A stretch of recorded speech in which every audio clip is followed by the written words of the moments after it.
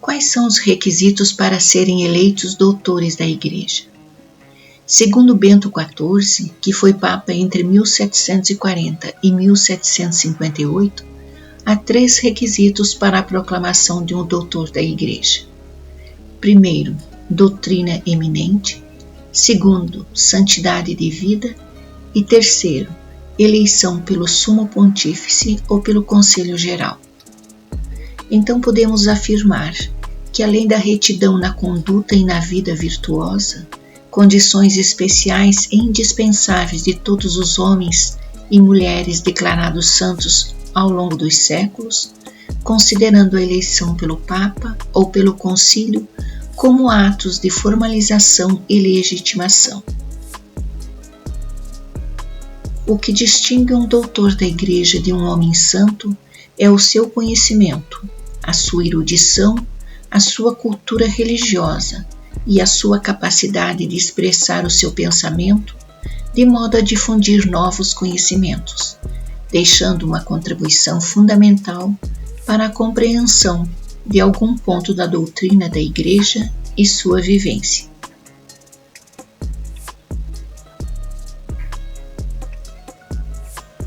Na história da Igreja, desde os tempos antigos até os modernos, houveram inúmeras mulheres que foram sinal de santidade e se destacaram por sua dedicação com amor ao serviço a Deus. 4 delas, por seu notório saber teológico, ganharam um destaque especial, recebendo o título de doutora da Igreja Universal. Essas grandes santas iluminaram a história da Igreja e até hoje falam ao mundo. Vale a pena registrar a história de vida dessas grandes mulheres da Igreja. Vamos iniciar falando sobre Santa Teresa de Ávila, também conhecida como Santa Teresa de Jesus, que nasceu na cidade de Ávila, na Espanha, e viveu entre 1515 a 1582.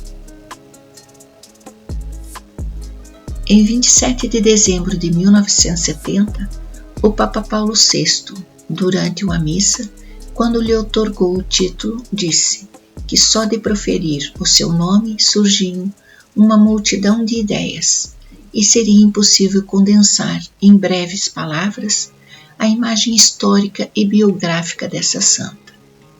Ela era uma mulher excepcional que irradiou ao mundo uma vitalidade humana e um dinamismo espiritual incrível. Teresa foi uma grande mestra de oração e de vida espiritual para a Igreja e uma reformadora e fundadora da ordem religiosa das Carmelitas Descalças. Foi uma escritora genial, mestre da vida espiritual, incomparável na contemplação e infatigável na ação.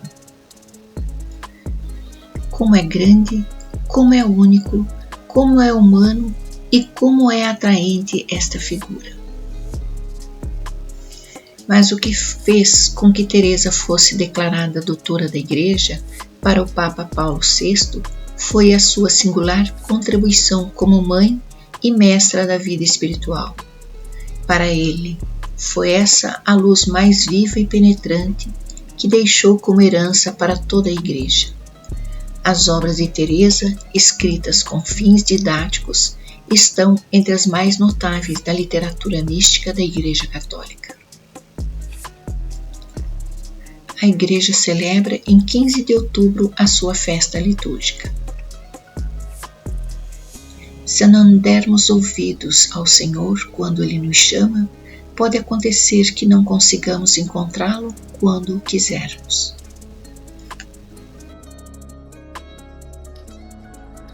Santa Catarina de Siena. Nasceu em 1347 em Siena, na Itália, e viveu até 1380, tendo vivido apenas 33 anos. Na bula de canonização, o Papa Pio II declarou: a doutrina de Santa Catarina não era adquirida. Ela mostrava-se mais como mestra do que como discípula. Também em 27 de dezembro de 1970, o Papa Paulo VI proclamou a Santa Dominicana Catarina de Siena como doutora pela sua peculiar excelência de sua doutrina, respeito pela sua dignidade de ministros do sangue de Cristo. Durante a missa, em sua homilia, o Papa ressaltou a sua sabedoria divina, inúmeras exortações à imitação de Cristo em todos os mistérios de sua vida e de sua paixão, mas recomendações eficazes sobre a prática das virtudes próprias dos vários estados de vida se encontram a cada passo nas obras de Santa Catarina. Catarina de Siena ficou marcada ainda pela sua atuação em defesa da Igreja e do Papa, no fim da Idade Média, quando conflitos surgiram no cisma de Avignon. Viajando de cidade em cidade, Catarina interveio para o restabelecimento da paz, sendo assim uma forte defensora do papado, conseguiu que esse retornasse para Roma. Dirigiu exortações aos cardeais e aos muitos bispos e sacerdotes, sem deixar de fazer fortes repreensões, mas sempre com humildade e respeito pela sua dignidade de ministros do sangue de Cristo, lembrou Paulo VI. A vida desta santa é profundamente marcada pelo seu desejo de renovar a Igreja, tendo como data comemorativa o dia 29 de abril. Fiquemos com esta frase: a Eucaristia é o meio mais apto para a união do homem com Deus e maior conhecimento da verdade.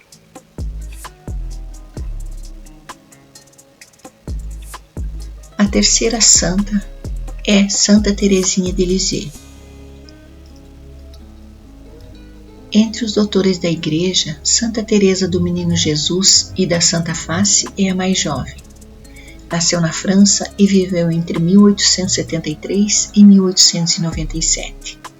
Mas o seu ardente itinerário espiritual demonstra muito maturidade, e as instituições da fé expressas nos seus escritos são tão vastas e profundas que a tornam digna de ser posta entre os grandes mestres espirituais, disse São João Paulo II na homilia em que proclamou Santa Teresinha doutora em 1997. O título de doutora dada a Santa Teresinha foi motivo de reflexão sobre o seu significado, pois em sua curta vida, apenas 24 anos, Santa Teresa de Lisieux não pôde frequentar uma universidade e nem sequer pensar nos estudos sistemáticos. A esse respeito, João Paulo II refletiu na homilia em que concedeu o título à jovem. Entre os doutores da Igreja, Santa Teresa do Menino Jesus e da Santa Face é a mais jovem, mas o seu ardente itinerário espiritual demonstra muita maturidade e as instituições da fé expressas nos seus escritos são tão vastas e profundas que a tornam digna de ser posta entre os grandes mestres espirituais.